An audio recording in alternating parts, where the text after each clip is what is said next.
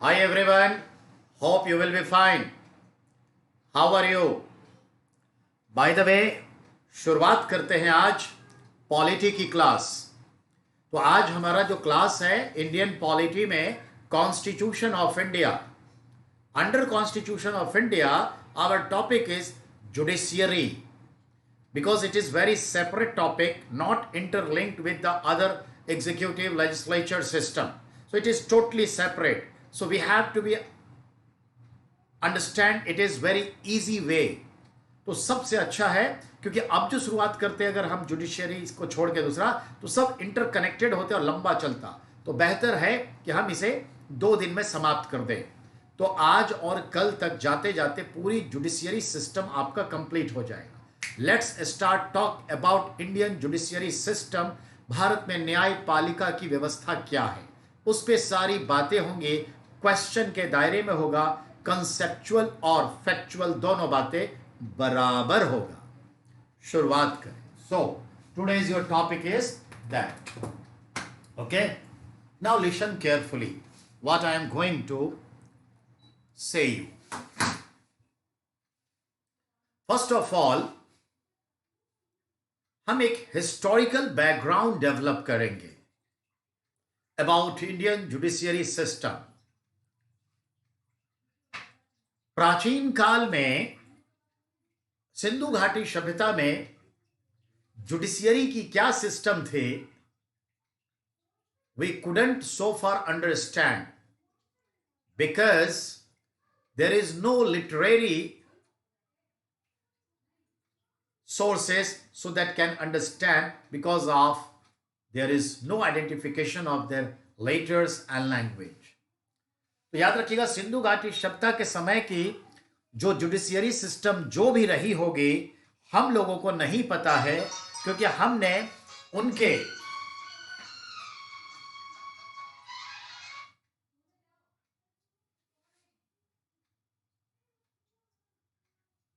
एक सेकंड बेटा।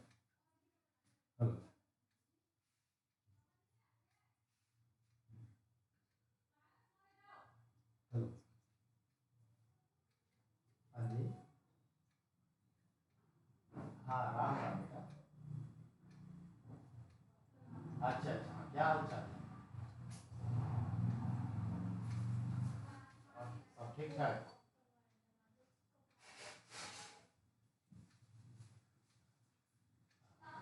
हाँ, अच्छा हो बेटा। बेटा थोड़ा ऑनलाइन क्लास ले रहा हूँ, 9:30 से 11 जो है ना, थोड़ा ऑनलाइन क्लास लेता हूँ। तो हमने देखा आपका नंबर आ गया था।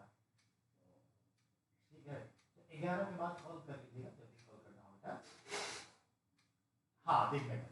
थैंक यू बेटा।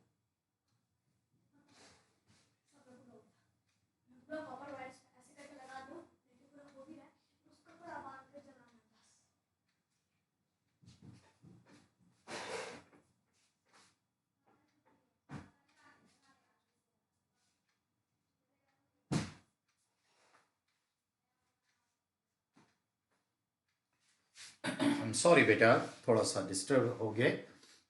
तो मैं ये कह रहा हूं, सिंधु घाटी सभ्यता का जुडिशरी सिस्टम का कुछ भी अता पता नहीं है, क्योंकि उनकी जो कुछ भी लिपियां मिली हैं और उनकी क्या भाषा थी, भाषा तो हम समझते हैं, पर उनकी लिपियों को हम आइडेंटिफाई नहीं कर पाए, किसी से कोरिलेट नहीं कर पाए, इससे there is no idea about that, any things about that, जो भी एक परसेप्शन है, तो हमें जुडिशरी का ज्ञान नहीं। वैदिक काल में जो जुडिशियरी सिस्टम थी, वह भी कोई काबिल तारीफ नहीं कहेंगे, उस जमाने के हिसाब से, उनकी सभ्यता के हिसाब से जो भी थी, पर हमारे लिए कोई रेफरेंस का विषय नहीं है। आफ्टर दैट गौतम बुद्ध का समय आता है, Buddha era, 6th century BC। इस वक्त में हम बौद्ध साहित्य में यह उल्लेख देखते हैं कि there were 7 stages of judiciary system. At present in India, there are 3 stages: Supreme, High Court, District Subordinate Court, जिला स्तर पर, राज्य स्तर पर सर्वोच्च न्यायालय, और अपील आप कर सकते हैं फाइनल टू द प्रेसिडेंट, पर वो न्यायालय नहीं है। उस समय में ऐसे ही राजा होते, राजा के नीचे कैपिटल का मैजिस्ट्रेट होता, उसके नीचे स्टेट का मैजिस्ट्रेट होता, प्रांत का, उसके नीचे ब्लॉक तहसील, उसके नीचे गांव का समूह और उसके नीचे गांव का मुखिया। इस तरह से 7 लेयर्स में गौतम बुद्ध के समय 6 सेंचुरी बीसी में जुडिशियरी सिस्टम वर्क कर रही थी। लेकिन सिस्टम में वही धर्म का आधार था, ये चीजें। अब उसके बाद का हम लक्षण देखें तो बाद के लक्षण में अब हमें नजर आता है क्या, एक बड़ा इंपॉर्टेंट मगध एम्पायर, और उसमें आएंगे मौर्य डायनेस्टी। मौर्य डायनेस्टी के संदर्भ में चंद्रगुप्त मौर्य के समय में, चंद्रगुप्त मौर्य के समय में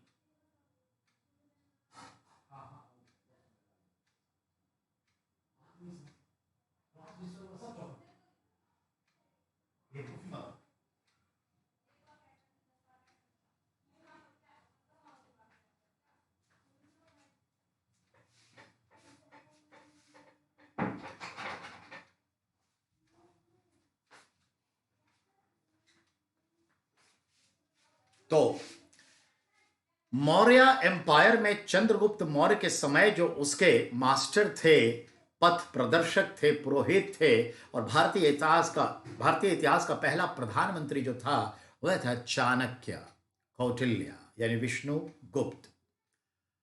हम देखते हैं, अर्थशास्त्र पढ़ते हैं, उनके अर्थशास्त्र से हमें पता चलता है, और मौर्य साम्राज्य की प्रशासनिक गतिविधियां और जो मेगास्थनीज ने इंडिका लिखी उन सब से पता चलता है कि जुडिशरी सिस्टम में अब एक स्टैब्लिशमेंट आ गया था और एक सिस्टम डेवलप हो गया था।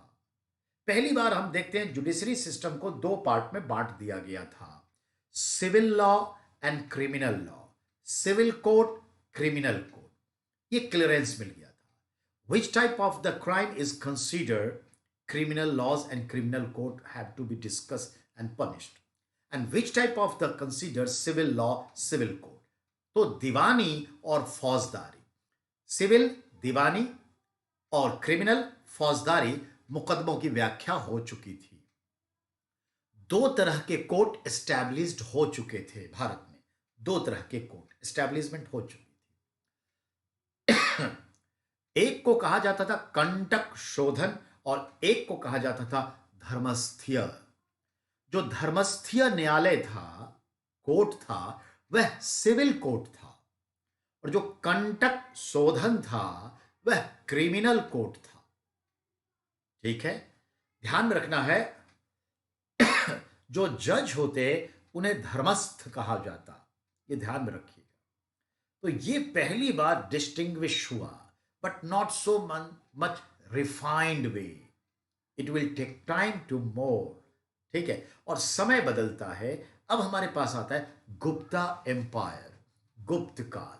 तो 2300 वर्ष पहले मौर्य साम्राज्य में सिविल एंड क्रिमिनल कोड अलग हो गए, केसेस डिफाइन हो गए, अपराध को परिभाषित कर दिया गया, 2 अलग न्यायालय होते थे गुप्त काल में। यानी आज से लगभग 1600-1700 वर्ष पहले, 1600-1700 वर्ष पहले गुप्त काल में हम देखते हैं। अब ये जो सिविल कोड और criminal code, you can understand, जो मैंने कहा, अब और बेहतर ढंग से डिफाइंड हुए, मोर एंड मोर सोफिस्टिकेट हो गया, डिस्टिंग्विश हो गया। तो ये याद रखना। फिर भी धर्म जुड़ा ही रहा, समय बदला, और हम देखते हैं दिल्ली सल्तनत का शब्द आया।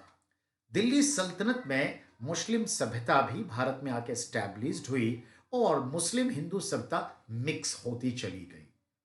फिर भी जो फैसले होते, हिंदुओं से रिलेटेड क्राइम होते, तो जनरली क्या होता, हिंदू धर्म ग्रंथों के आधार पे उसे फैसला सुनाया जाता।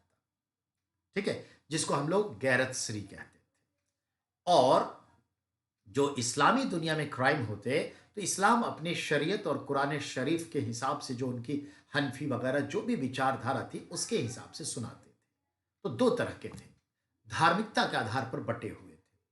लेकिन जो पॉलिटिकल सिस्टम था, पॉलिटिकल लॉज थे, जो स्टेट कंसर्न लॉ थे, उसमें पनिशमेंट दोनों को उसी हिसाब से मिलता था। फिर भी कुछ विशेष व्यवस्था थी इस्लाम के लिए। अब आते हैं मुगल पीरियड में, और मुगल पीरियड में भी यही सिलसिला चलता रहा, न्यायिक व्यवस्था चलती रही। जो सबसे बड़ा न्यायाधीश होता था वो जनरली काजी उल कुजात कहलाता था, चाहे वो दिल्ली सल्तनत हो या मुगल। तो काजी उल कुजात जो था chief justice of India that time in Delhi सल्तनत एंड मुगल, उसके नीचे काजी होता था। ठीक है, काजी के नीचे बहुत सारे मुफ्ती होते थे। मुफ्ती कौन? जो कुरान की, शरीयत की, मुस्लिम लॉज की व्याख्या करता, the explainer of Muslim laws. जो कानून की व्याख्या करता उसे मुफ्ती कहा जाता, और उस व्याख्या के अनुसार सजा सुनाई जाती। जो सजा सुनाता उसे काजी यानी जज कहते। You can understand. Baahubali picture में आपने देखा होगा, बाहुबली पार्ट 2 कंक्लूजन में अमरेंद्र बाहुबली को उसके वजह से निकाल दिया जाता है राज्य से। तो शिवगामी कुल गुरु से पूछती है ना, महामंत्री, इसके लिए माहिष्मति के संदर्भ में क्या न्याय है? तो दौड़ के कहता है कि अगर कोई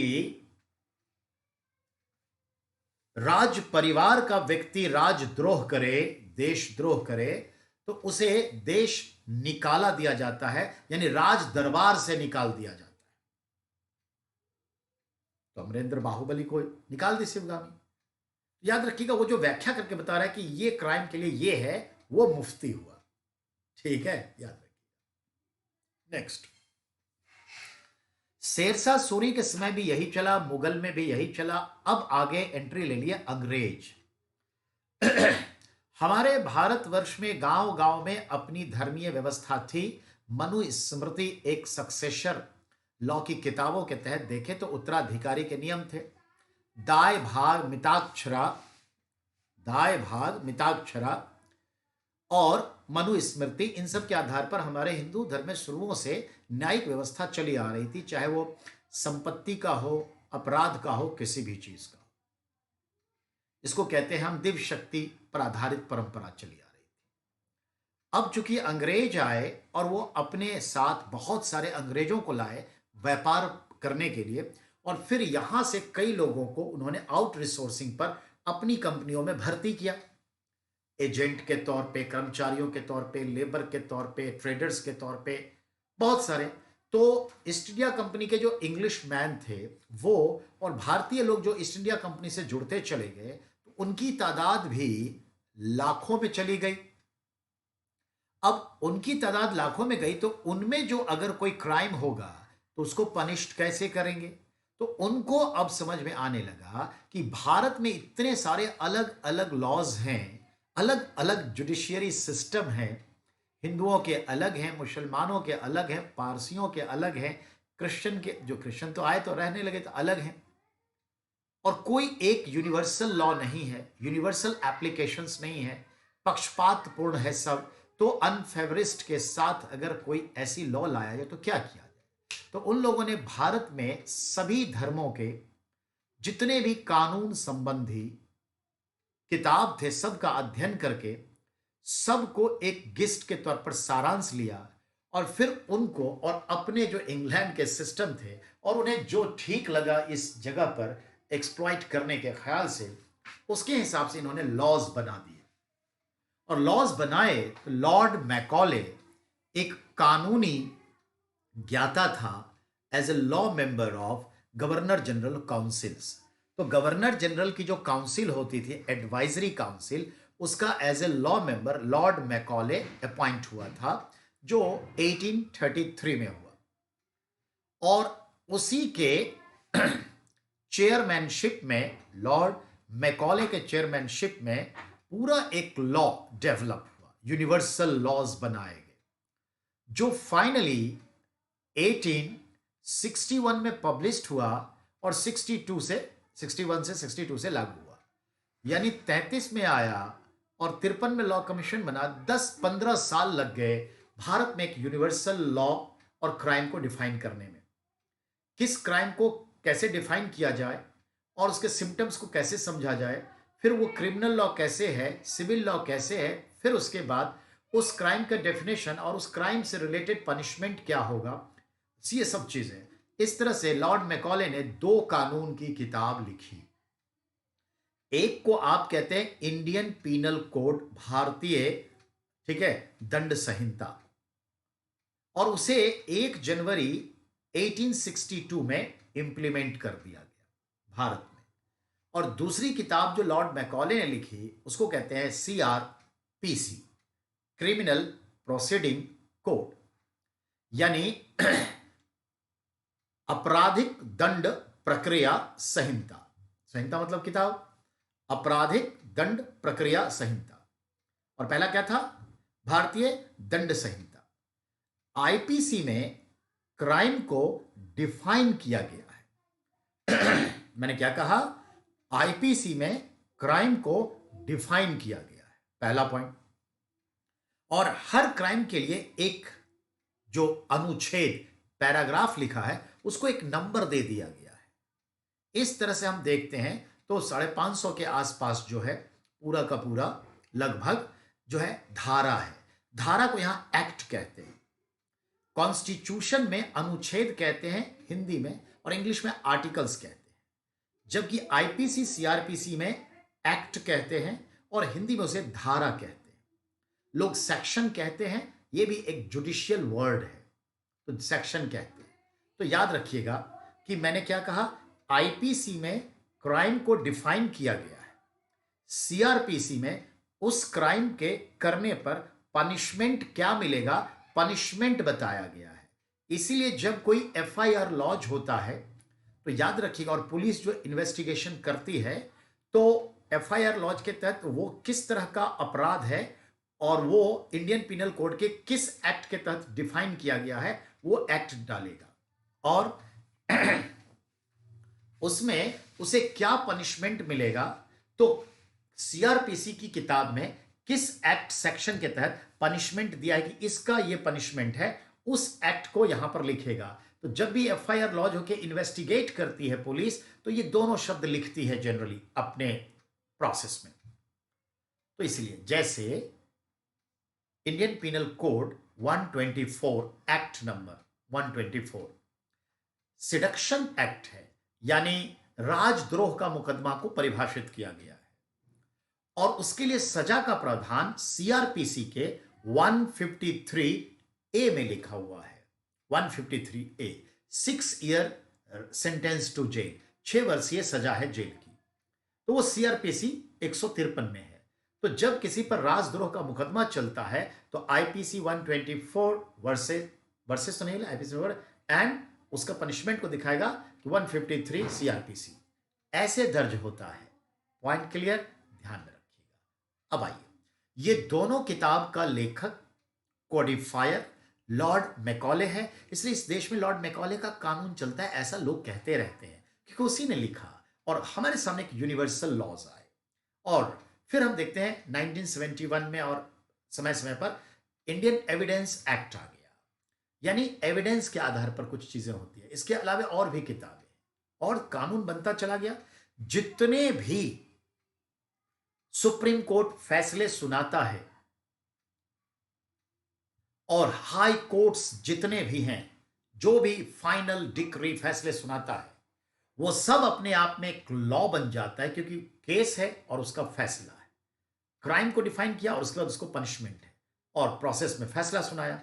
तो एक पर्टिकुलर कंडीशन क्राइम का होने पर पर्टिकुलर फैसला दिया गया, तो ये मिल करके एक लॉ बन गया।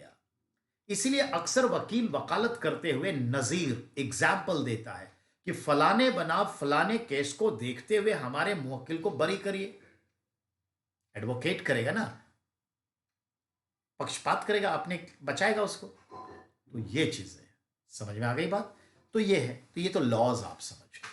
अब आइए, बहुत सारे लॉज समय के साथ पुराने पड़ जाते हैं, इररिलेवेंट हो जाते हैं, हटा दिए जाते हैं, उसकी परिभाषा बदल दी जाती है, होता है, वो सब चलता है। लॉ कमीशन हर 3 साल के लिए बैठता है, करता है, वो होता है। मैकॉले वैसे भारत में लॉ कमीशन बैठ रहा है। अब जुडिशियरी में आइए। तो जो ईस्ट इंडिया कंपनी आई, उसने 1773 के रेगुलेटिंग एक्ट से 1774 में कोलकाता में एक सुप्रीम कोर्ट की स्थापना किया। और उस सुप्रीम कोर्ट की स्थापना जो ईस्ट इंडिया कंपनी से जुड़े लोग थे उसके ऊपर ये जुरिस्डिक्शन बनाता था, ना कि लोकल इंडियंस के ऊपर। पर धीरे धीरे सब चपेट में आने लगे जैसे जैसे ईस्ट इंडिया कंपनी एक्वायर करती गई। तो ईस्ट इंडिया कंपनी के समय रेगुलेटिंग एक्ट 1773 के तहत एक सुप्रीम कोर्ट एस्टैब्लिश्ड हुआ, जो कोलकाता में हुआ 1774 में। द फर्स्ट चीफ जज of this supreme court was sir Elijah Aamby, obviously an English man. Later on William Jones second जज बने, पहले तो जूनियर थे, बाद में वो चीफ जज बने, तो वो भी है विलियम जोन्स। पर वो कोई सवाल नहीं है। अब आइए, ये सुप्रीम कोर्ट वर्क करती रही। लेटर ऑन 1861 एक्ट, 1861 के अधिनियम say that supreme court of Calcutta dissolved, समाप्त कर दिया गया। In that place 3 high courts established, और उसकी जगह 3 हाई कोर्ट स्टैब्लिश्ड किया। तो 1861 का act implemented in actually in some parts 1862. So finally Supreme Court dissolved, replaced by 3 high courts, and these 3 high courts established in gradually in same year 1862, but gradually first Kolkata High Court 1862, second after some month later Bombay High Court in same year 1862, and then Madras High Court same year in July month 1862. So these 3 high courts also known presidency court. ठीक है, presidency कहलाती थी ये 3 शहर, तो presidency high court या presidency court. Clear. Later on in 1866 Allahabad High Court, that present known Allahabad High Court, its actual name Agra High Court, because it was established at Agra in Uttar Pradesh in 1866, known as Agra High Court. After 2 years later, this Agra High Court's place transferred to same estate but at Allahabad. So it is now considered Allahabad High Court. Clear? अब यहां पर आप आ गए। उसके बाद day by day बहुत सारे courts, high courts चलने लगे। तो ये चीज है। And now listen, in 1937 under 1935 India Council Act, so called mini constitution, or also considered the constitution of 1935, under it there was a provision of Supreme Court, because Supreme Court वो तो dissolve हो गई, 3 high courts आ गए, फिर other high courts आ गए, और फिर supreme court को लाना है। तो सुप्रीम कोर्ट का प्रोविजन था। इन अक्टूबर month 1937 the Federal Court of India established at New Delhi, capital of British India, New Delhi, and that court name was Federal Court of India, in Hindi Bharat का संघीय न्यायालय। ठीक है, अब आइए, तो भारत का संघीय न्यायालय हुआ। उसके बाद हम देखते हैं in 1949 26th January, its name has been changed and given new name, the Supreme Court, सर्वोच्च न्यायालय। By the way, we know well this Supreme Court number of names, Hindi English including सर्वोच्च न्यायालय सुप्रीम, एपेक्स कोर्ट शिखर न्यायालय, उच्चतम न्यायालय, ठीक है, और इसी को क्या कहते हैं, यूनियन, फेडरल, संघीय, ये सब इतने सारे कहते हैं। तो ये एस्टैब्लिश्ड हो गया। यहां तक आप समझ गए। The supreme court established in India, we this situation taken from which country? America. तो भारत में सर्वोच्च न्यायालय की स्थापना अमेरिका से देखते हुए की गई। जब आप एक पार्ट पढ़ते हैं ना कि हमने किस देश के संविधान से क्या लिया, तो we taken supreme court institutions from America. Why from America? Why not from Britain?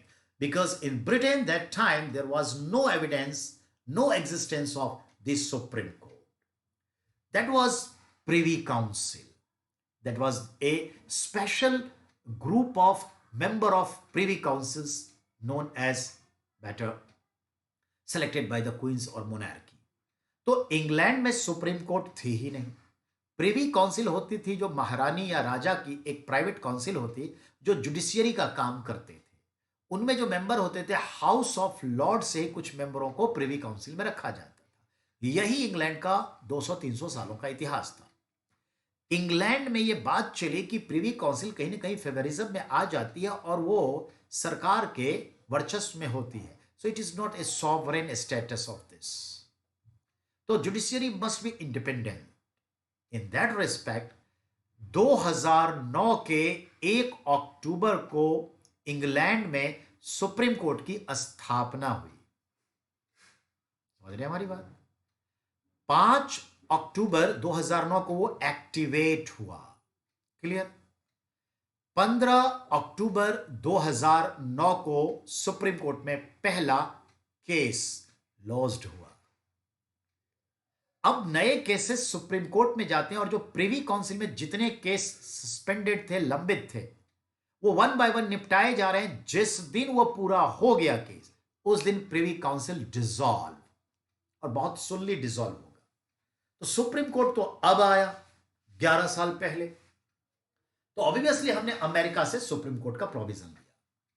But जो प्रिवी काउंसिल ऑफ ब्रिटेन थी और जो अमेरिका का सुप्रीम कोर्ट था, उन दोनों से ताकतवर, स्वतंत्र, इंडिपेंडेंट भारत का सुप्रीम कोर्ट है। ये ध्यान रखना है। It is far better, very independent. ये बार बार पूछेगा। ठीक है? तो यहां तक आप आगे जुडिशियरी के डेवलपमेंट को देखते हुए अब हमें बात करनी है कॉमन सेंस में कि भारत में इंटीग्रेटेड जुडिशियरी सिस्टम है। भारत में एकीकृत न्याय प्रणाली है, इंटीग्रेटेड जुडिशियरी सिस्टम है। सुप्रीम कोर्ट के नीचे हाई कोर्ट्स होता है, हाई कोर्ट्स के नीचे डिस्ट्रिक्ट सबऑर्डिनेट कोर्ट होते हैं। There are 3 states, 3 stage, but all these are mingled to each other hierarchically. Like that, there is a pearl, a string of pearls, you can say garland, एक माला है जिसमें बहुत सारे मोती गुथे हुए हैं। आप 3 मोतियों को समझ लीजिए। Supreme court, number of high courts, number of district courts, all are in one garland, one thread, like our backbones, a spinal cord. तो जो हमारा है स्पाइनल कॉर्ड, तो वो जो चीजों है वो जैसे अलग अलग टुकड़े हैं लेकिन सब स्पाइनल कॉर्ड से जुड़ा है। लाइक दिस वन, 1 2 3, ये 4 अलग दिखते हैं लेकिन ये सब अंदर एक से जुड़ा है। तो ऐसे हायरार्की है, supreme court, high court, district subordinate court.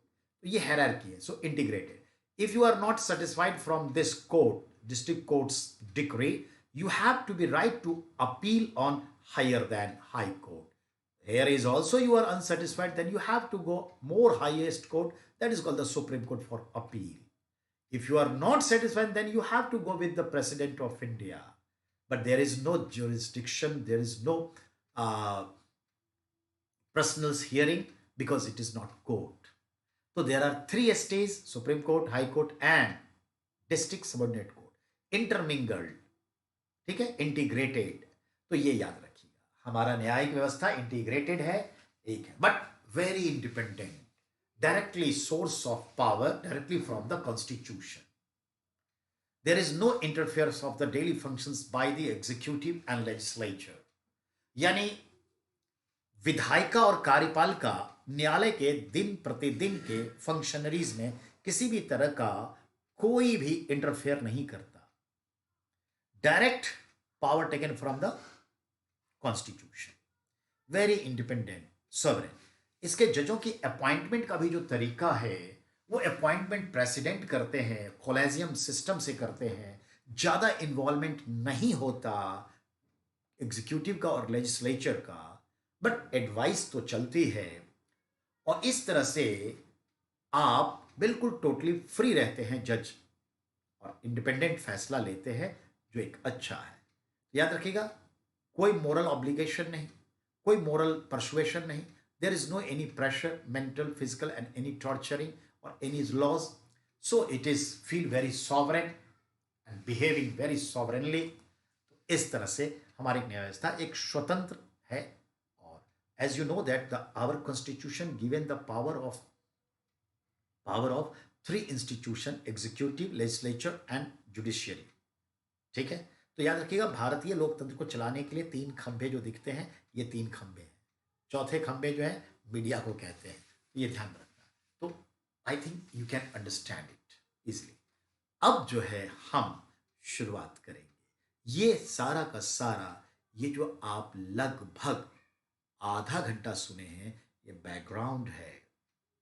UPSC वाले, टीजीटी वाले, पीजीटी वाले, नेट वाले गौर से सुन लें, यही सवाल बनाएगा जो मैंने आपसे बातचीत की है। अब आइए हम समतल पे आ गए, और अभी जो सिस्टम है कॉन्स्टिट्यूशन, उसके बारे में बात करेंगे। ठीक है, अब हम सुप्रीम कोर्ट, हाई कोर्ट्स और डिस्ट्रिक्ट कोर्ट्स के बारे में बात करेंगे। ठीक है, चलिए हम बात करते हैं सुप्रीम कोर्ट।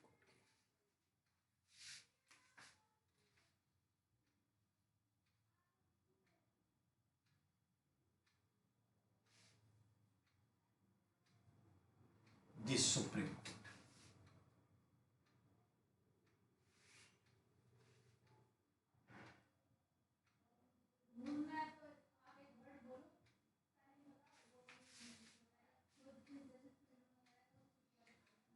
भारत का सर्वोच्च न्यायालय, इधर भारत का सर्वोच्च न्यायालय सुप्रीम कोर्ट, इसके बारे में हम बात करेंगे। पानी पी लो बेटा।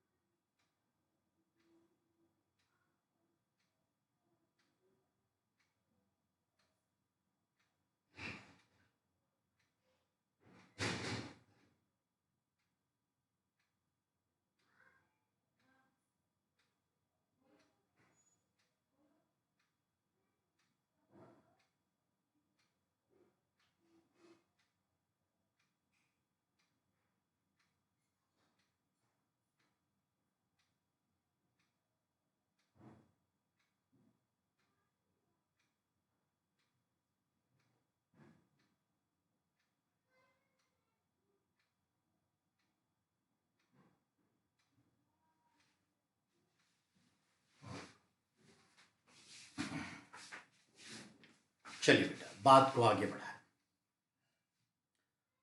भारत का सर्वोच्च न्यायालय, the supreme court of India, के कई नाम हैं। एपेक्स कोर्ट, शिखर न्यायालय, उच्चतम न्यायालय, यूनियन कोर्ट, फेडरल कोर्ट, संघीय न्यायालय, ये सभी। अगर इसके हम बिल्डिंग्स को देखें तो तराजू के आकार का ये बिल्डिंग है। 1937 में ये एस्टैब्लिश्ड हुआ, और जो लोकसभा सचिवालय है उसी में ये चलता था। 1958 में इसकी जो प्रेजेंट बिल्डिंग है वो तैयार हुई और इस बिल्डिंग में फिर ये शिफ्ट हो गया। तो जो प्रेजेंट बिल्डिंग है सुप्रीम कोर्ट का वो 1958 में यहां पे कोर्ट शिफ्ट हुआ है। अब हम देखते हैं भारत में सुप्रीम कोर्ट का एक ही बिल्डिंग है, एक ही ब्रांच है, known as bench, known as principal bench, मुख्य पीठ। तो पीठ मतलब यहां पे ब्रांच होता है, बेंच होता है। लेकिन पीठ का मतलब यह भी होता है कि with in the one principal bench there are number of the जजेस ऑफ बेंच ऑफ जजेस। तो बेंच ऑफ जजेस बहुत हो सकते हैं। एक ही दिन में आप चार चार जगह सुनवाई चल रही है, अलग अलग जजों के बेंच बैठे हुए हैं। पर ब्रांच के तौर पे देखें तो इसको बेंच कहा जाता है। तो this is the principal bench established in New Delhi. It's no any other branches across India, but even there is no any proposal, कोई प्रपोजल भी पार्लियामेंट में नहीं आया कि एक हैदराबाद में स्थापित करें। दैट पीपल आर सेइंग कि भाई सुप्रीम कोर्ट बहुत दूर है दक्षिण भारत के लोगों के लिए, इवन पूर्वोत्तर भारत के लोगों के लिए, तो हैदराबाद में एक होना चाहिए। बट इसका कोई सिस्टमेटिक प्रपोजल भी अभी तक नहीं आया। तो एक ही बेंच है, प्रिंसिपल बेंच है, न्यू दिल्ली में है, तराजू के आकार का इसका भवन है। 1958 में यहां पर सुप्रीम कोर्ट शिफ्ट किया। अब होता है सुप्रीम कोर्ट में जजेस, ये जरूरी है। तो सुप्रीम कोर्ट में जब शुरुआत हुई थी आजादी के बाद तो इसमें 7 जजेस थे, 1+6, 1 always used for the Chief Justice of India. Look, never you have to be say Chief Justice of Supreme Court. Sorry, it's considered the Chief Justice of India. हमने क्या लिखा? The Supreme Court of India. तो the Chief Justice of India कहा जाता है, Chief Justice of Supreme Court नहीं।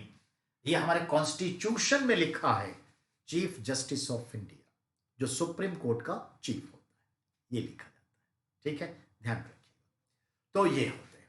तो 1 always for CJI, chief justice of India, and rest of number is the other all जजेस। ठीक है, तो पहले क्या था? 1+6 इजकल टू टोटल 7। समय बदला, 1+25 26 पे आ गया। समय बदला 1+30 और इस तरह से 31 पे आ गया। At present, 2 years beforely, it was already increased 3 judges more, and now it's considered 1+33। तो 1+33 इसका मतलब क्या हो गया? एक CJI 33 अंक, तो अब 34 जज हैं। अब CJI और अदर जज में फर्क क्या है? Nothing. Management point of view से, फंक्शनरी पॉइंट ऑफ व्यू से वो कहलाते हैं सीनियर मोस्ट होते हैं और उनको CJI कहा जाएगा। बट याद रखना है सैलरी में फर्क दोनों में होगा, पर एज ए देखें तो दोनों की एलिजिबिलिटी, कंडीशन, योग्यता सब एक ही होती है। बिल्कुल वैसे जैसे prime minister, other cabinet minister, all are same rank, but prime minister is considered the supreme among equal.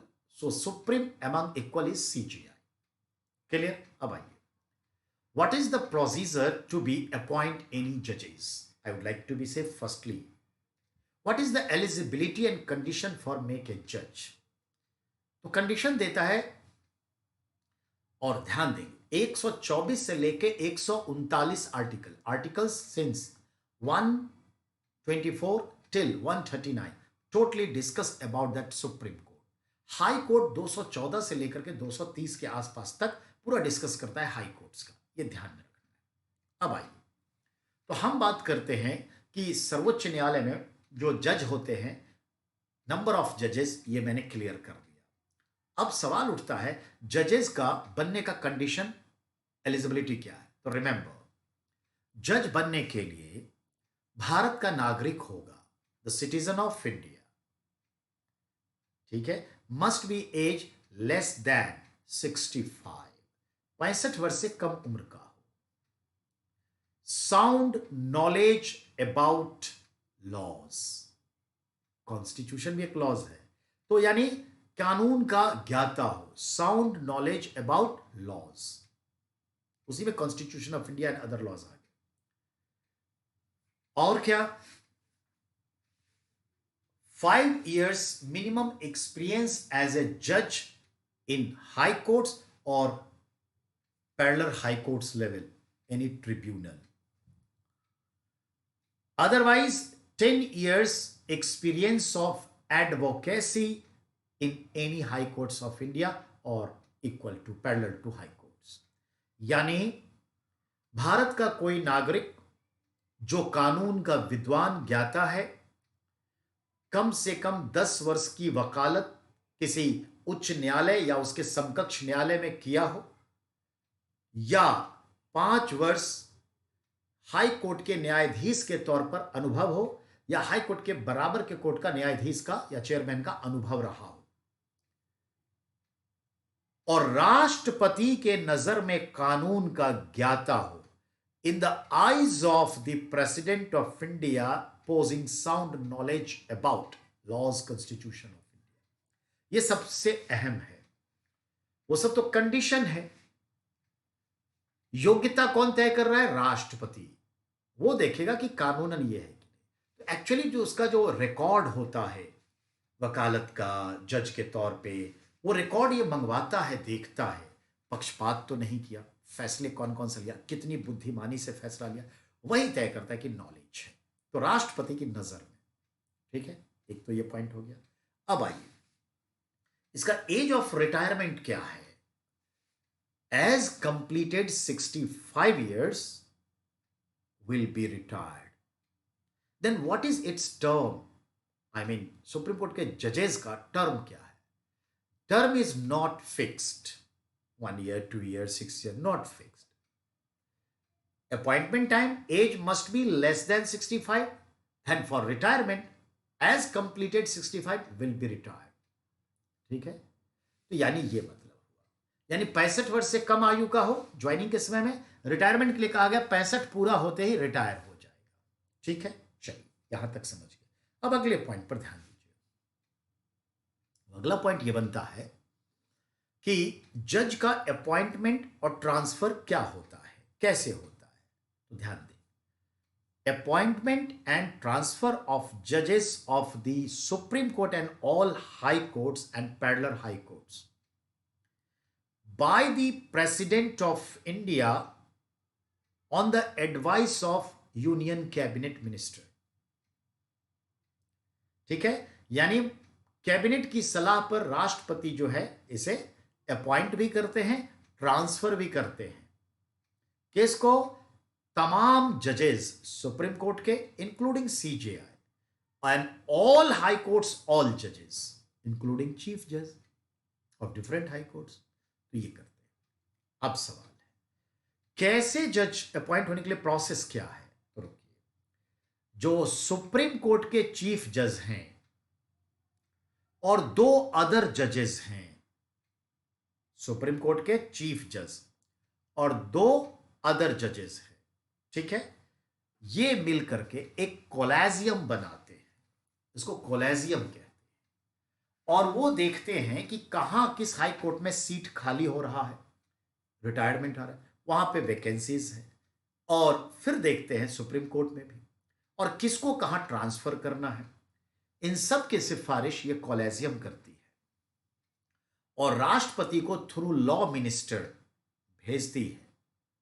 और लॉ मिनिस्टर के थ्रू जाने पर राष्ट्रपति लॉ मिनिस्टर से सलाह मशविरा, यानी कैबिनेट से सलाह मशविरा कर लेती है, और इस तरह से किसको अपॉइंट करना है वो देखती है। लेकिन अगर मान लें सुप्रीम कोर्ट में एक सीट खाली है और उस पर अपॉइंटमेंट है, तो पर सीट 3 रिकमेंडेशन होगा, 3 जजेस का। अगर सीट एक है तो 3 लोगों के नाम सिफारिश करेगी। ये सिफारिश कर सकती है कोलेजियम, सिफारिश। उस 3 में से किसी एक को जो राष्ट्रपति को ठीक लगे उसको अपॉइंट लेटर देंगे। लेकिन अगर तीनों उनको अच्छा नहीं लगता तो बोलेंगे अदर 3 सेंड इट, तो दूसरा 3 भेजा जाएगा। ऐसे 2 बार 3 बार भी कर सकते हैं, पर 2-3 बार में क्लियर, दूसरे बार में हो ही जाता है। तो ये चीज है। अब अगले पॉइंट पर आइए। अगर किसी हाई कोर्ट्स के जज का अपॉइंट करना है तो सुप्रीम कोर्ट के चीफ जज, 2 वरिष्ठ जज, 3 हो गए, प्लस उस हाई कोर्ट के जो चीफ जज है उसका भी एडवाइस आ जाएगा। ठीक है, ये ध्यान में रखना है। और वही तो appointment of and transfer of the judges of the high courts and Supreme Court through collegium recommended by the collegium to the president, and president will be take advice of the central cabinet, then will be decided. तो इस तरह से appointment होता है। ठीक है, अब आइए शपथ। सुप्रीम कोर्ट के जज का शपथ राष्ट्रपति दिलाते हैं और वही नियुक्त करते हैं अपनी कलम से। Point clear? अब आगे आइए। रूल कहता है the president of India will made to take oath and appoint the all जजेस of supreme court and high courts. पर यह भी लिखा है अपॉइंटेड बाय द प्रेसिडेंट, और अगर वो चाहे तो शपथ खुद दिला दे या जिसे कह देंगे वो शपथ राष्ट्रपति के प्रतिनिधि के तौर पर दिला देंगे। तो जनरली क्या होता है, सुप्रीम कोर्ट के सभी जज को राष्ट्रपति शपथ दिला देते हैं अपॉइंट करके, लेकिन अगर चाहे तो चीफ जज ऑफ इंडिया को, चीफ जस्टिस ऑफ इंडिया को कह देंगे कि इसको आप शपथ दिला दीजिए। शपथ दिलाने का रूल है, जो शपथ दिला रहा है शपथ लेने वाले से बड़े पद का होगा या फिर इक्वल पोस्ट का होगा, इक्वल या बड़े पद का। अपने से छोटे से कैसे शपथ ले लेगा, ओथ कैसे ले लेगा? ये चीज है। तो chief justice of India other जजेस को शपथ दिला सकते हैं as a representative of president on the order of president. अब अगर किसी हाई कोर्ट का जज का है, चाहे सीजेआई हो, CJ chief justice of high court हो या अदर जजेस ऑफ हाई कोर्ट हो, उसको अगर हो तो अपॉइंट कर देते हैं। और हर स्टेट में राष्ट्रपति के एक प्रतिनिधि रिप्रेजेंटेटिव होते हैं जो गवर्नर या लेफ्टिनेंट गवर्नर कहलाते हैं, तो वो जो है उसको शपथ दिला देते हैं। कभी गवर्नर अपॉइंट करेंगे प्रेसिडेंट और उसको शपथ दिलाना है, तो जिस राज्य के गवर्नर बनने हैं उस राज्य का चीफ जज गवर्नर को शपथ दिलाएगा। दोनों एक दूसरे को शपथ दिलाते हैं, इक्वल रैंक प्रोटोकॉल में। समझ में आ गई होगी बात? तो ये चीज है, तो शपथ हो गई। अब if want to be retired, normal. If need to be resignation, तो किसको देगा? तो एक मैनुअल याद रखिए कि जो अपॉइंट करता है उसको रिजिग्नेशन दिया जाता है। तो सुप्रीम कोर्ट या हाई कोर्ट का जज अगर रिजाइन करना चाहते हैं तो resigning letter will address to the president of India. Point clear? If any जजेस बिकम अनकैपेबल टू फंक्शन, अगर कोई जज कार्य सक्षम नहीं रहा, अदरवाइज फेवरिज्म, अगर वो पक्षपात करता है, कार्य करने में असमर्थ है, अनकैपेबल है, और वो बना हुआ है, ठीक है, तो प्रोटोकॉल के अकॉर्डिंग वो बिहेव नहीं करता, तो करप्शन में इन्वॉल्व है, तो उसे उसके पद से हटाया जा सकता है। ठीक है, उसे उसके पद से हटाया जा सकता है। Then what is the procedure to remove from the post of any high courts and supreme court जजेस? This process is considered impeachment like process. इसको क्या कहते हैं? महाभियोग जैसी प्रक्रिया। Where it start and end, the process of impeachment like will be only in the parliament। ठीक है, यानी पार्लियामेंट। अब उसके लिए क्या रूल है? उसके लिए रूल है कि इंपीचमेंट लाइक प्रोसेस, महाभियोग जैसी प्रक्रिया है, याद रखिएगा, उसे सदन में लाएगा और इसे सिंपल मेजोरिटी से पास कर देगा। बहस के दौरान जज अपनी बात रख सकता है, अपने रिप्रेजेंटेटिव भेज के अपनी बात रखवा सकता है, और अगर वोट पक्ष में आ गया इंपीचमेंट का तो उसे उसके पद से हटा हुआ मान लिया जाता है। अभी तक भारत के इतिहास में किसी भी जज को इस प्रक्रिया से हटाया नहीं गया है। V Ramaswami Madras high court के जज के अगेंस्ट आया जरूर था इंपीचमेंट लाइक प्रोसेस, बट वो गिरा दिया गया, यानी गिर गया, पास नहीं किया गया। कलकत्ता हाईकोर्ट के मिस्टर गांगुली के लिए प्रोसीड किया गया, लेकिन रिजाइन दे देने से छोड़ दिया गया। तो ये दो ही वाकया हैं, ना तो सुप्रीम कोर्ट ना हाई कोर्ट के जज पर आज तक सफल रूप से नहीं चला है। याद रहे, महाअभियोग से राष्ट्रपति को हटाया जाता है, पार्लियामेंट हटाती है, और जजेस के लिए जो है उसको कहते हैं महाअभियोग जैसी, इंपीचमेंट लाइक प्रोसेस। मेरे शब्दों पर ध्यान दीजिए। तो ये चीज है, तो ये समझ में आ गई बात। अब अगले पॉइंट में, अगर किसी जज को हम हटाते हैं तो after this impeachment will be retrenched, then what happened, his pension and other facilities will be remain same. Pension भी मिलता रहेगा, फैसिलिटीज जितनी मिलती है रिटायर्ड जज को वो मिलती रहेगी, वो उसमें कोई कमी नहीं आएगी, याद रखना। ठीक है, चलिए यहां तक समझ में आ गई। अब आइए, अब इसकी सैलरी कौन फिक्स करता है? हाई कोर्ट्स जजेस एंड सुप्रीम कोर्ट। पहले सुप्रीम कोर्ट के जजों की salary fixed by the parliament, and this amount as a salary facilities burden on the consolidated fund of the India government or central government। Supreme court के सभी 34 जजों और उसके जितने भी खर्चे वर्चे हैं, स्टाफ वगैरह जो होते हैं, खर्चे वर्चे जो होते हैं, कि सैलरी फिक्स कौन करता है? संसद। देता कौन है? भारत के संचित निधि यानी खजाने से। Point clear. अब आइए, all high courts judges salary, allowances, pension, facilities fixed by parliament, but burden on particular concerning a state consolidated fund। मान लीजिए कि हमने बिहार के हाई कोर्ट्स के जज को अपॉइंट किया गया, तो उसकी सैलरी तो फिक्स किया किसने? पार्लियामेंट ने। पर वो सैलरी देगा कौन? बिहार सरकार के संचित निधि से मिलेगा, पर फिक्स करेगा भारत सरकार, मतलब पार्लियामेंट। ये चीज है। Point clear? तो सैलरी हो गया। अब आइए, अगर मान लीजिए 34 जज हैं सुप्रीम कोर्ट में, और एट प्रेजेंट 24 जज 1 + 23 जज हैं रिक्रूटेड हैं, तो रेस्ट ऑफ सीट खाली है, जज नहीं है, और कॉलेजियम सिस्टम में समय लग रहा है, तो क्या ये सीट खाली रह सकते हैं? हां, अब भरना चाहे तो कॉलेजियम, और अगर उसमें लेट है तो कैसे भरे? तो एड हॉक, अस्थाई, हिंदी में तदर्थ, हिंदी में तदर्थ न्यायालय, जज।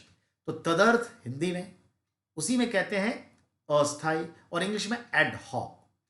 एड हॉक बेसिस पर, तदर्थ बेसिस पर रिटायर्ड जो सुप्रीम कोर्ट के जज हैं, रिटायर्ड जो सुप्रीम कोर्ट के जज हैं, उनको रीअपॉइंट कर सकते हैं एज ए एड हॉक जज फॉर 2 years। तो अगर वो 65 पे रिटायर कर गए, 65 पे, तो अगर हम देखते हैं कि वो 66 के अब हो गए 1 साल, और इधर हमें अपॉइंटमेंट का एडहॉक पे उनको बुला लेंगे, नियुक्ति कर देंगे, ठीक है, और वो काम करेंगे 2 साल। एडहॉक का टर्म क्या है? 2 साल। क्या एडहॉक जज का टाइम एक्सटेंड किया जा सकता है? यस, 1-1 वर्ष के लिए 2 एक्सटेंशन मिल सकता है, यानी 4 वर्ष तक एडहॉक सिस्टम में रह सकते हैं, 2 + 1 + 1। Then what will be salary of this ad hoc तदर्थ जजेस का? The same salary facilities as the appointed permanent normal judges, no changes। ठीक है। अब next, after retirement of the Supreme Court judge can do any business? Yes। Can advocacy in Supreme Court? No।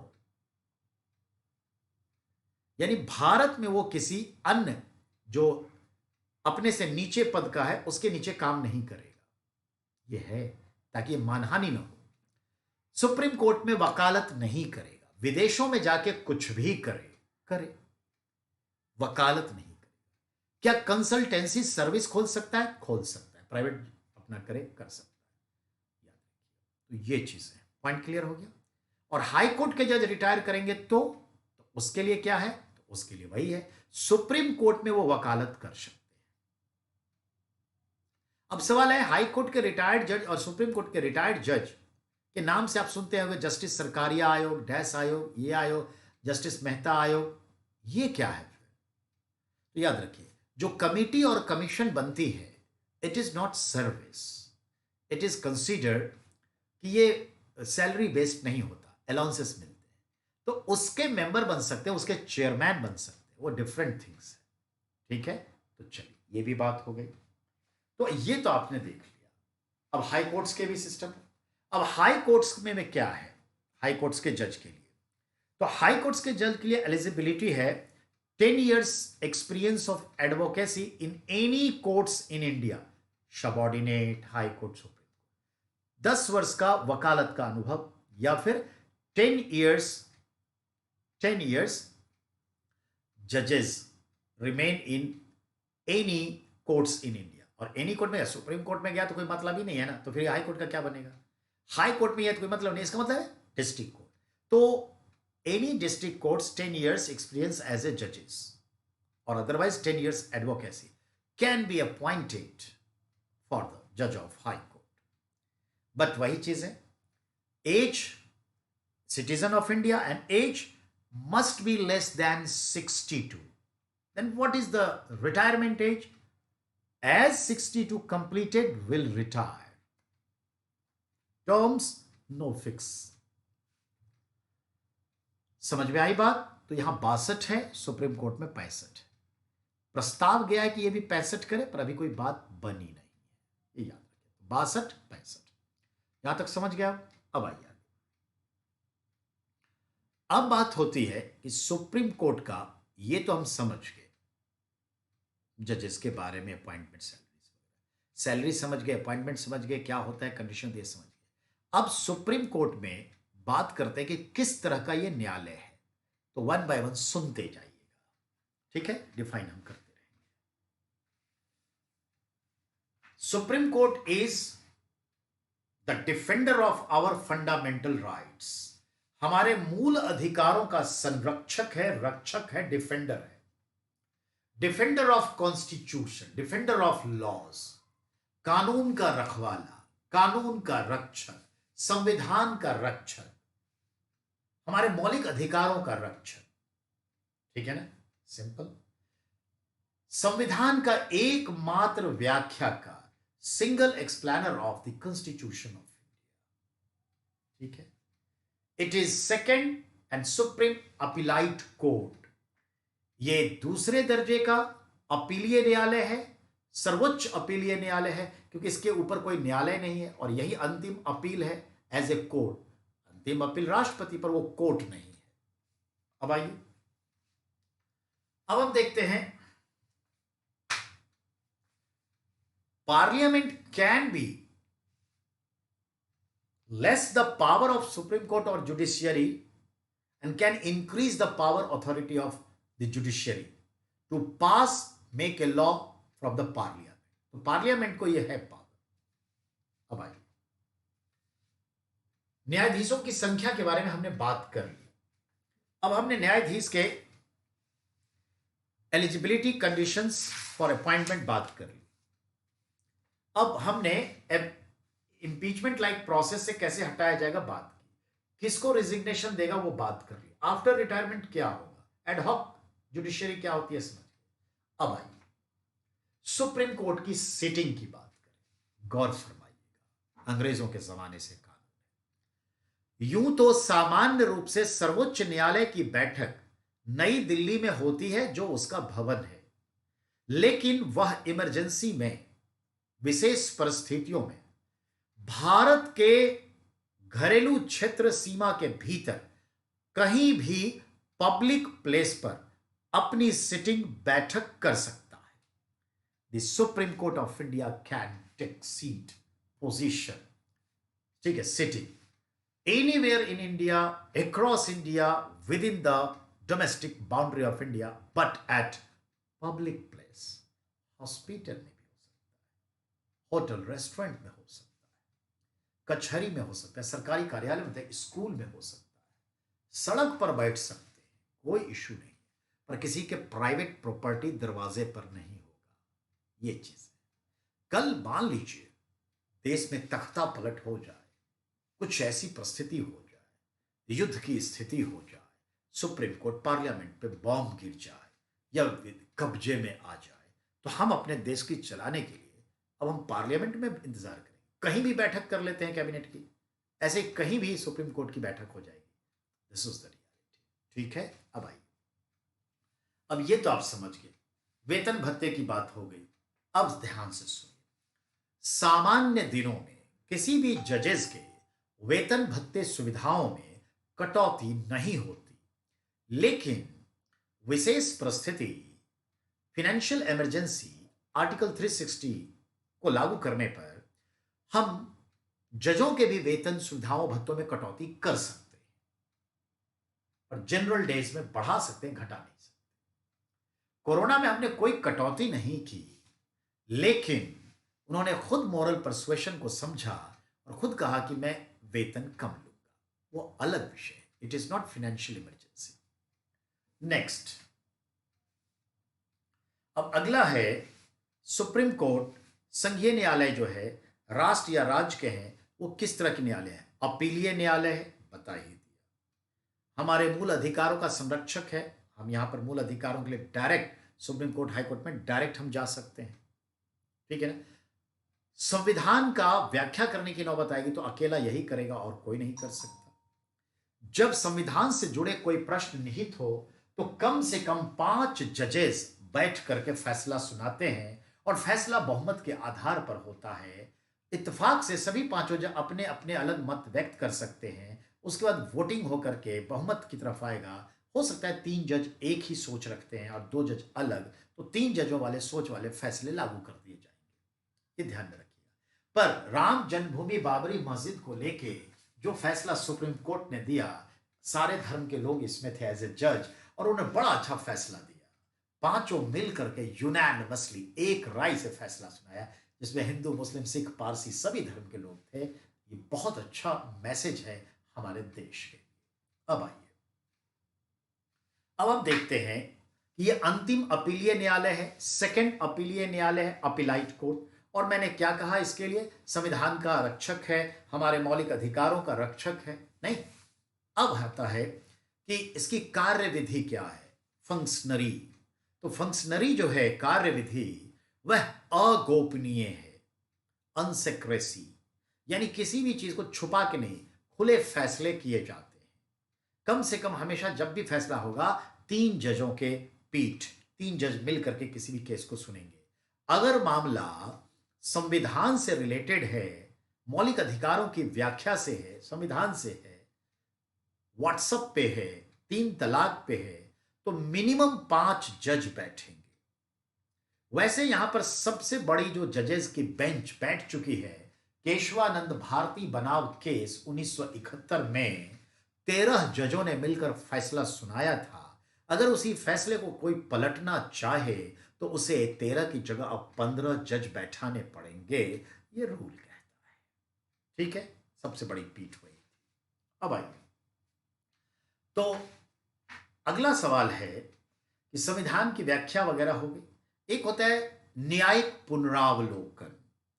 किसी भी सुनाए गए फैसले जो supreme court ने सुनाया और उसे लगता है कि कुछ गलत हो गया, कुछ नए एविडेंस आ गए, तो फैसला ऑटोमेटिकली गलत मान लिया जाएगा। अगर नए एविडेंस आ गए तो वह अपने सुनाए गए फैसले को पुनर्विचार कर सकता है, पुनरावलोकन कर सकता है, नेक्स्ट डिक्री फैसले दे सकता है नए आलोक में, नए एविडेंस में।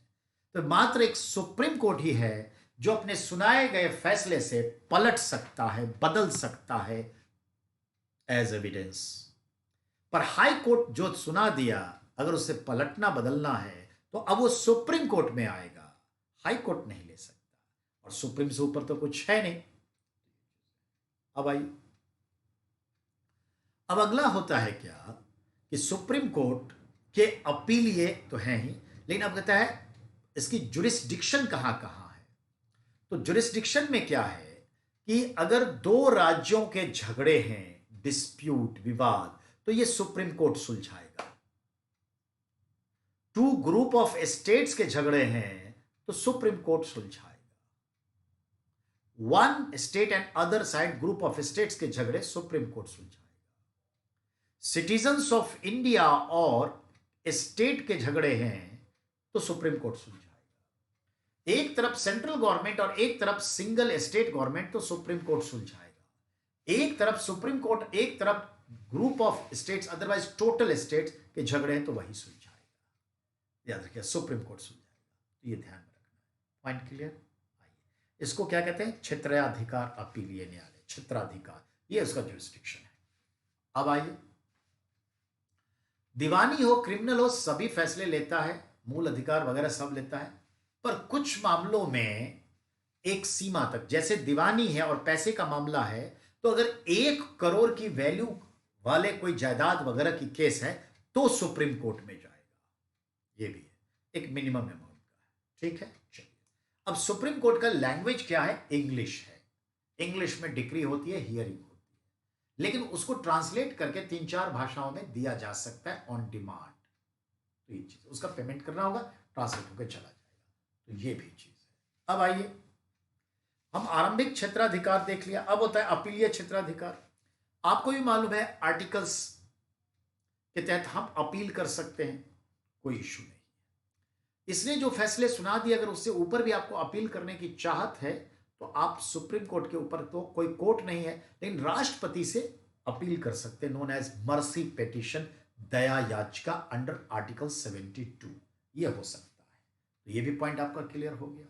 अब आइए, हम देखते हैं सुप्रीम कोर्ट को आर्टिकल 32 के रेफरेंस में, थ्रू आर्टिकल 139 के थ्रू, वो 5 प्रकार के judicial order in the respect of to be secure fundamental rights of citizens can issue to proper authority. सर्वोच्च न्यायालय अनुच्छेद 32 के आलोक में नागरिकों के मूल अधिकारों के संरक्षण को देखते हुए अनुच्छेद 139 के तहत 5 प्रकार के न्यायिक आदेश, जुडिशियल ऑर्डर, पर्टिकुलर अथॉरिटी को जारी कर सकता है, जिसे हम क्या कहते हैं? जुडिशियल ऑर्डर को, तो उसको हम क्या कहते हैं? Writs, WRITS, writs. 5 type of writs can be issued by supreme court of India under articles 139 in reference of 32 articles, I mean 32वां। ठीक है, उनमें एक है हैबियस कॉर्पस, बंदी प्रत्यक्षीकरण। जो वारंट जिसके लिए गया है उसको आप कोर्ट के सामने शरीर के साथ उपस्थित करिए ताकि उसकी आइडेंटिफिकेशन हो सके, एक, और कुछ गलत ना हो कि जिसके लिए वारंट है वही है कि नहीं, शिनाख्त होना, यह हमारा फंडामेंटल राइट्स है। दूसरा है मैंडेमस, परम आदेश। ये आदेश वो अपने के नीचे के कोर्ट को भी दे सकता है, हाई कोर्ट्स को, और ये आदेश किसी भी सरकारी अधिकारी, मिनिस्ट्री, गवर्नमेंट को दे सकता है, डिपार्टमेंट को दे सकता है। ये नहीं, आप ये करिए। ये आदेश दिया कि दिल्ली में जितने रेहड़ी पटरी वाले लोग हैं इन सब का रजिस्ट्रेशन करवाओ, और जब तक इसका रजिस्ट्रेशन नहीं हो जाता आप उसको रेहड़ी पटरी से हटा नहीं सकते, कोई गलत बयानबाजी, कोई पैसा नहीं ले सकते, अलॉट ऑफ। तो ये चीज है। अब अगले पॉइंट पर आइए। एक होता है आपका प्रोहिबिशन, प्रतिनिषेध। वह किसी डिपार्टमेंट को किसी काम को करने पर, किसी अधिकारी को कोई काम करने पर रोक लगा सकता है अगर वो कहीं ना कहीं पब्लिक के, सिटीजन्स के फंडामेंटल राइट्स का वायलेशन कर रहा है। जीवन का अधिकार, भोजन पाने का अधिकार, हेल्थ का अधिकार, इन सब का, तो उसको रोक सकता है, इसको स्टॉप इट। और कितनी बार प्रोहिबिट हुआ है? बहुत सारे होते हैं, रोज अखबार में आते हैं। वो जुडिशियल ऑर्डर है, वो रीड्स है, पर हम समझ नहीं पाते। फिर है आपका सरसेरेरी, जिसको उत्प्रेषण कहते हैं। ये अपने मातहत, अपने अधीनस्थ न्यायालयों के कोई भी केस को अपने पास मंगा सकता है। अगर कोई उच्च न्यायालय किसी केस में मृत्यु दंड सुनाने जा रहा है तो वो बोलेगा रोक दो, मेरे पास ट्रांसफर कर दो, या रोक दो, अभी मत सुनाओ।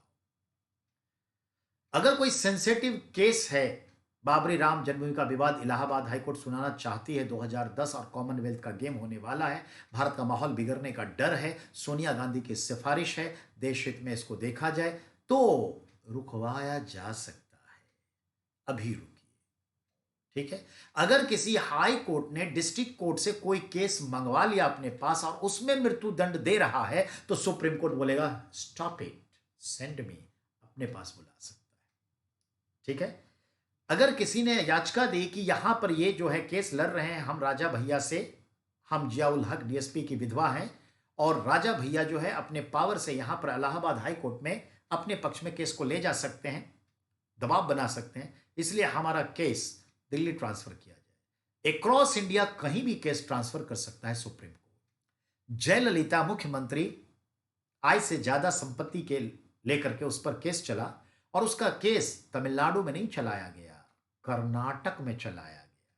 क्यों? क्योंकि तमिलनाडु में तो वो चीफ मिनिस्टर है, किसी को भी अपने पावर में ले सकती है गिरफ्त में, यहां नहीं।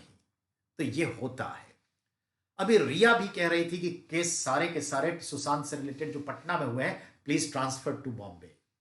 ना सॉरी, ये चीजें हैं, हमने सीबीआई को ही हक दे दिया। तो ये ध्यान रखना, ये सब होता है। अब सरसरी हो गया। अब एक होता है क्यों वारंटो, अधिकार प्रेक्षा, यानी वो किसी भी अधिकारी से, मंत्रालय से पूछ सकता है, गवर्नमेंट से, कि आपने जो ये काम किया है किस अधिकार में, किस अथॉरिटी में, क्या आपको ये अथॉरिटी थी ये काम करने के लिए?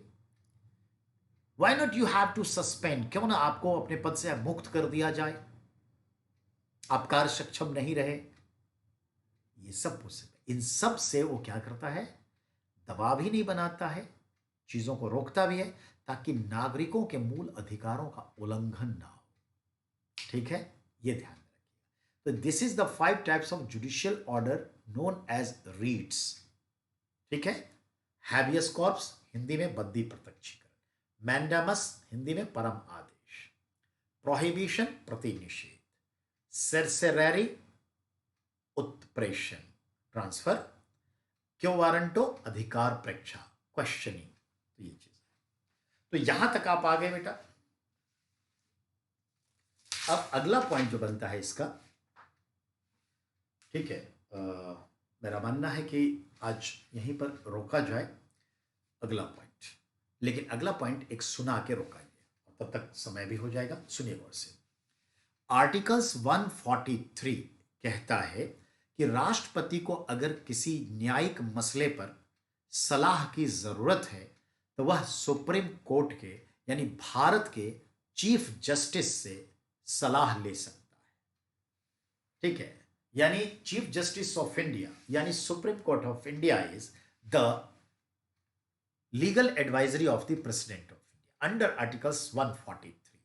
आई mean the president of India can take legal advice only from the Chief Justice of India under Articles 143. Whatever advice given by the Supreme Court Chief Judges, it is not liable to President have to recognize.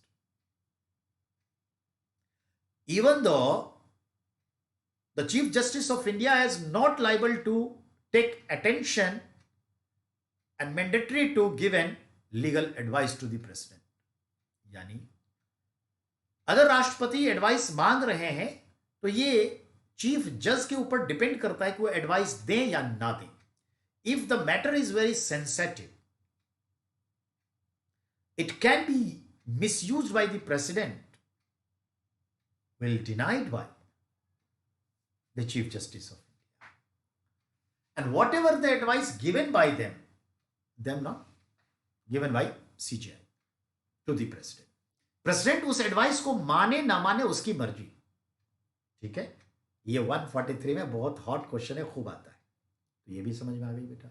तो ये बात हो गई। अब उसके बाद है सलाह, इसको कहते हैं advisory jurisdiction of the supreme court under 143। फिर होता है मौलिक अधिकारों का रक्षक, ये बता दिया। फिर है आपका पांचों जो है वो भी बता दिया। ये एक रिकॉर्ड न्यायालय है, supreme court is record judiciary, record judicial system में आता है, यानी अभिलेखीय न्यायालय। What you mean that? Supreme court जितने भी फैसले लेता है वो सब ऑल इंडिया रिपोर्टर नाम की किताब में साल साल के छपते जाते हैं और एक नया कानून बनता जाता है, नया कानून बनता जाता है। So it is called the record न्यायालय। और उसने जिस तरह के मुकदमे में जिस तरह का फैसला दिया, ये पूरे भारत के जितने उसके अधीन न्यायालय हैं सभी के लिए मान्य फैसले हैं।